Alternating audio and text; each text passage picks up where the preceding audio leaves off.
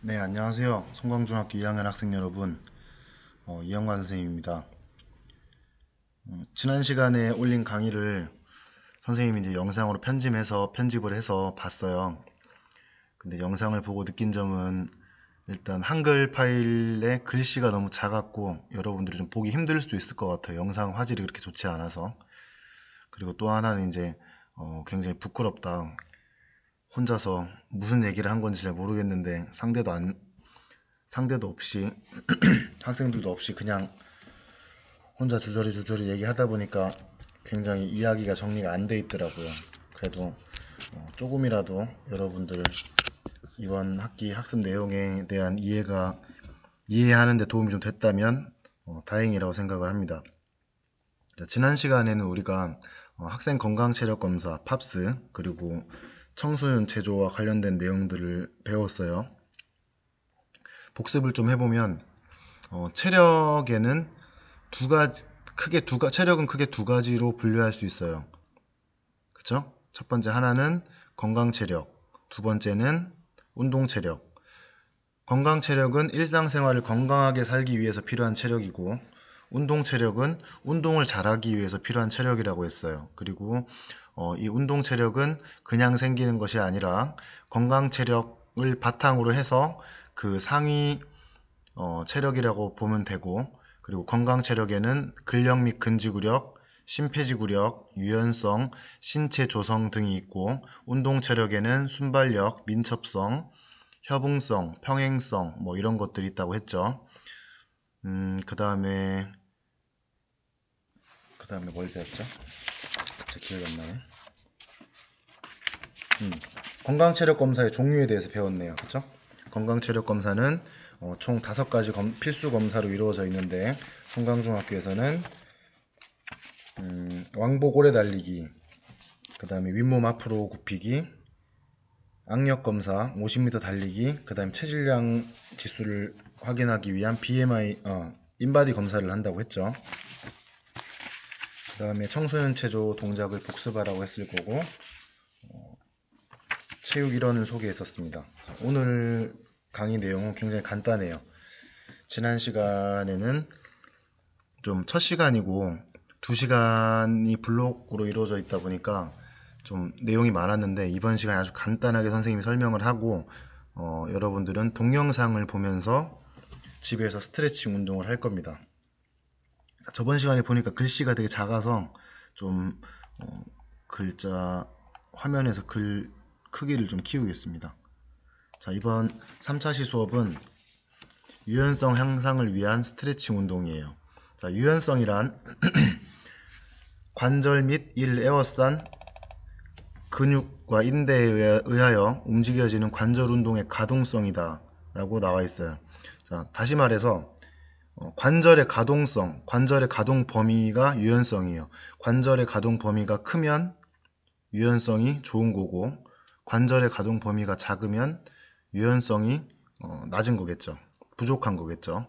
그래서 이런 유연성 향상을 위해서는 스트레칭을 자주 해주는 게 좋습니다. 그래서 스트레칭의 종류를 보면 이 자료는 일단 이번 스트레칭의 종류부터 이 내용은 네이버 지식백과에서 자료를 가져왔습니다. 선생님이 좀 편집을 좀 했고요. 필요 없는 거 빼고. 자, 가장 보편적으로 사용되고 알려져 있는 스트레칭 방법은 탄성 스트레칭과 정적 스트레칭이다. 자, 먼저 설명할게요. 탄성 스트레칭은 반동을 주는 스트레칭이에요. 태권도장 다녀본 친구들은 알겠지만 스트레칭을 하는데 계속 다리를 펴고 상체를 굽히는, 앉아 잇몸이 앞으로 굽히기와 같은 스트레칭을 한다고 했을 때 마지막에 내려가는 자세에서 반동을 주면 탄성 스트레칭이 되는 거고, 그냥 지그시 호흡을 뱉으면서 같은 자세를 유지한다면 정적 스트레칭이 되는 겁니다. 두 가지의 구분이 되겠나요? 네, 그 다음에 이는 스트레칭을 하는 형태에 따라 분류된 것이고, 이 외에도 생리학적 기전, 사용 목적, 사용 방법에 따라 고유 감각, 신경근 촉진, 동적 스트레칭, 자가근막이완 등으로 구분할 수 있는데, 이런 것들은 여러분들 알 필요 없어요. 선생님도 구체적으로 설명할 수 있을 정도 자세하게 모릅니다. 이런 것들은 중요하지 않고 동적 스트레칭은 좀 알아두면 좋아요. 그래서 탄성 스트레칭과 정적 스트레칭 그리고 동적 스트레칭을 이렇게 표로 구분해 봤는데, 탄성 스트레칭 아까 말한 것처럼 반동을 주는 거예요. 반동을 빨간색으로 할까? 반동을 주는 스트레칭 방법이다. 근육을 한계점까지 늘리는 스트레칭으로 관절 가동 범위 전반에 걸쳐 많은 운동을 읽어보세요. 빠른 속도로 행해지기 때문에 강도 조절이 어렵다는 문제가 있어요. 이게 무슨 말이냐면 탄성 스트레칭은 정적 스트레칭에 비해서 부상의 위험이 있습니다. 뭐 여기 연부 조직에 근육 또는 연부 조직 손상을 일으킬 수 있고 근육 수축을 촉진시키기도 한다. 그래서 안 좋은 스트레칭이냐? 그건 또 아니에요. 이제 밑에 정적 스트레칭 내용을 볼게요. 느리고 일정한 속도로 수행하는 것으로 최대로 늘린 상태로 자세를 유지하는 스트레칭이에요. 여기는 반동을 주는 스트레칭이고 정적 스트레칭은 유지하는 스트레칭입니다. 그래서 탄성 스트레칭이나 동적 스트레칭보다 안전해요. 안전하다. 또한 뭐 특별한 기술이 요구되지 않기 때문에 쉽게 할 수 있고 여기까지가 원래 이제 정적 스트레칭에 대해서 알려졌던 내용들인데, 그래서 예전에는 동적 스트레칭이나 탄성 스트레칭보다 정적 스트레칭이 훨씬 좋다, 안전하고 나쁜 게 없다고 했어요. 근데 최근에 연구에 따르면 격렬한 활동을 하기 전에 정적 스트레칭을 하는 것은 운동 수행에 부정적인 영향을 미칠 수도 있고 부상 예방에 효과가 없을 수도 있다는 결과가 밝혀지기도 했답니다. 이게 무슨 말이냐면, 예를 들어서 내가 축구나 배드민턴 경기를 시합을 들어가기 전에 앉아가지고 다리를 찢고 뭐 그냥 기본적인 가만히 유지하는 정적 스트레칭을 한다면 운동 수행이 별로 도움이 안 된다는 거예요. 그럼 어떻게 해야 되겠어요? 운동을 하기 전에는 탄성 스트레칭이나 동적 스트레칭으로 좀 역동적으로 몸을 풀어주고, 그리고 이제 일상생활 중이나 아니면 운동을 하고 난 다음에 정리 운동을 할 때는 이런 정적 스트레칭을 활용하면 좋겠죠. 자, 동적 스트레칭, 그 다음에 동적 스트레칭, 탄성 스트레칭과 유사하지만 동작에 반동을 주지 않는다는 점이 다른 겁니다. 그러니까 움직이면서 스트레칭을 하는 거예요. 예를 들어서 앞으로 살살살 뛰어가면서 무릎을 들어준다거나 다리를 발차기 하듯이 앞으로 차준다거나 이렇게 움직이면서 하는 스트레칭인데 좀 동적 스트레칭에 가깝죠, 일단. 그래서 준비 운동으로 많이 활용되는 스포츠의 준비 과정이나 뭐 이렇게 사용될 수 있지만 이렇게 나와 있네요. 뭐 이런 것들은 여러분들 굳이 크게 신경 써서 읽을 부분은 아닙니다. 그래서 탄성 스트레칭, 반동을 주는 스트레칭, 그 다음 정적 스트레칭, 근육을 최대한 늘린 상태로 유지하는 스트레칭, 동적 스트레칭은 움직이면서 하는 스트레칭, 그렇게 세 가지를 구분하면 되겠습니다. 그 다음에 아까 설명을 안 했는데 이루어지는 방법에 따라서 이 분류도 알아두면 좋아요. 능동적 스트레칭과 수동적 스트레칭으로 나눠집니다. 능동적은 뭐예요? 내가 스스로 이렇게 하는 거죠. 그래서 능동적 스트레칭은 혼자 하는 거예요. 혼자. 아까 예를 든 것처럼 우리 그 팝스 검사에 있는 앉아 미모 앞으로 굽히기를 한다고 치면 다리를 쭉 편 상태로 혼자서 발가락에 손을 대듯이 쭉 상체를 숙여서 그 자세를 유지한다면 정적 스트레칭이 될 거고, 이 위에 분류를 한다면 정적 스트레칭이고, 그리고 혼자 했기 때문에 능동적 스트레칭이 되는 거예요. 그쵸? 근데 똑같이 쭉 늘리는 동작을 했는데 정적 스트레칭인데 뒤에서 친구나 엄마가 눌러줬어. 뒤에서 눌러주는 거예요. 다른 사람의 힘이 들어간다면 그거는 내가 하는 게 아니라 보조자의 힘으로 스트레칭을 하는 거기 때문에 수동적인 스트레칭이 되는 거예요. 당연히 능동적 스트레칭보다 수동적 스트레칭이 훨씬 근육의 수축 범위가 커지겠지만 아무래도 부상의 위험은 수동적 스트레칭이 좀 더 크겠죠.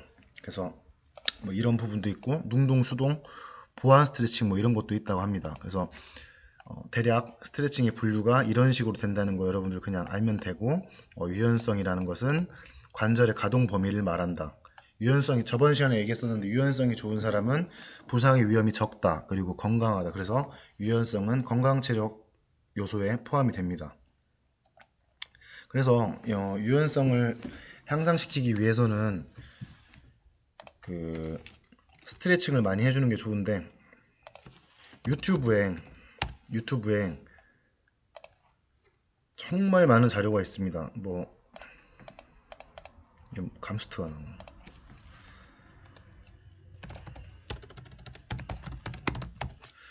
스트레칭이라고 치면 뭐 엄청 많죠. 지금 이렇게 많은 영상이 있는데 주로 좀 여기 이렇게 뭐라고 해야 되나, 이 사람들을 운동 유튜버, 헬스 유튜버 이런 분들이 올리는 영상은 좀 기본적인 스트레칭이 아니라 좀 그 뒤의 과정을 말하는 것 같아요. 그러니까 기본적으로 간단하게 집에서 할 수 있는 스트레칭이 아니라 좀 그 이상의 목적 있는 스트레칭을 하는 경우가 많은데 뭐 다 참고해도 좋고 여러분들 시간 되면 한번 보고 집에서 할 수 있는 것을 골라서 나한테 필요한 걸 골라서 해도 됩니다. 선생님이 소개할 영상은 여기 대전 스포츠과학센터에서 이번 그 코로나 사태를 맞아서 대전 시민들이 집에서 이렇게 운동을 할 수 있도록 영상을 제작했어요. 그래서 아주 설명도 잘 해주시고 해서 하나, 둘, 셋, 넷, 다섯, 여섯 가지 영상을 소개합니다. 하나만 틀어보면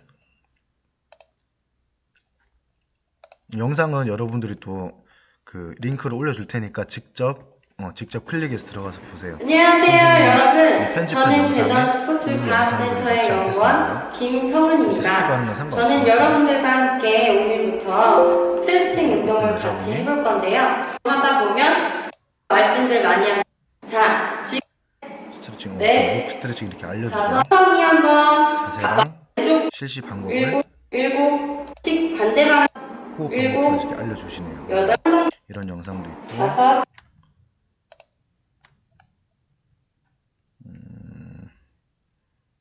허벅지 스트레칭. 자, 첫 번째 또 여자분이네. 남자분이 한 것도 쭉 있는데 내려볼게요. 어쨌든 조금 이렇게 밀어주세요. 이 영상을 보고 스트레칭을 한번 꾸준히 해보세요. 어차피 우리가 계약하면 여러분들 등교하면 팝스 검사도 해야 되고, 그리고 아까 말했다시피 유연한 사람은 건강하고 잘 다치지 않습니다. 그리고 지금 같은 시기에 집에서 뭐 1층 사는 사람들도 있겠지만 보통 아랫집에 다른 집이 있다고 치면 쿵쿵쿵 뛰어다니는 운동을 하는 건 좀 서로 좋지 않아요. 층간소음은 다른 사람들에게 방해가 되기 때문에 꼭 움직여야 되는 동작이 있다면 매트를 깔아놓고 하고, 매트를 깔아놔도 밑에 층에 소음이 갈 것 같으면 좀 그런 운동을 자제하는 게 좋습니다. 그래서 스트레칭 운동이 여러분들 집에서 좀 답답한 마음을 해소하는 데 도움이 될 거예요. 자, 영상 꼭 보시고 그 다음에 오늘 수업도 간단한 퀴즈가 있으니까 한번 풀어보세요. 그리고 질문방에 수업 내용과 관련된 질문이 있으면 질문을 올려주세요. 자, 오늘도 수업은 여기까지 하고 마칠 거고, 오늘의 체육 이론은 이겁니다.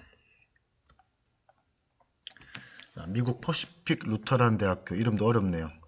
퍼시픽 루터란 대학교 전 미식축구 감독 프로스티 웨스터링 감독님이 이렇게 얘기했어요. 어떻게 플레이하는지는 그 사람의 성품에 대해서 얼마 동안 알게 해준다.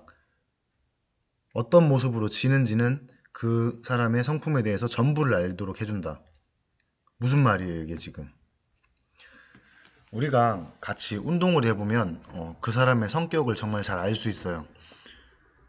특히 이겼을 때는 여러분들 스포츠 경기를 많이 해봤겠지만 우리 팀이 이겼을 때는 그 사람은 모든 걸 가졌어요. 그리고 그 사람은 모든 걸 가졌기 때문에 이런 말이 있죠. 실력이 매너를 만든다. 내가 이겼어. 내가 이겼기 때문에 이긴 팀은 매너가 있어요. 상대 팀에게 화를 내거나 막 비신사적인 행위를 하는 경우가 굉장히 적습니다. 근데 진 팀은 졌기 때문에 그 억울하고 내가 노력한 만큼은 결과가 나오지 않았고, 그리고 부끄럽고 그런 여러 가지 마음이 교차하기 때문에 그때 이제 아주 안 좋은 모습을 보이는 경우가 많아요. 선생님도 승부욕이 굉장히 강해서 선생님 같은 경우 운동 경기에서 지는 게 문제가 아니라 이기든 지든 우리 팀은 다 잘했는데 내가 못하면 그때 굉장히 화가 나더라고요. 화가 나면 이제 좀 비신사적인 행위를 한 적이 좀 크진 않지만 그런 적도 있었던 것 같은데 어쨌든 여러분들 스포츠 경기에 참여함에 있어서 이런 것들을 꼭 이런 내용을 가슴에 새기고 졌을 때도 스포츠 정신을 잃지 않도록 그런 마음을 가져야 됩니다. 굉장히 좋은 명언이에요. 자, 오늘 수업은 여기까지 하겠습니다.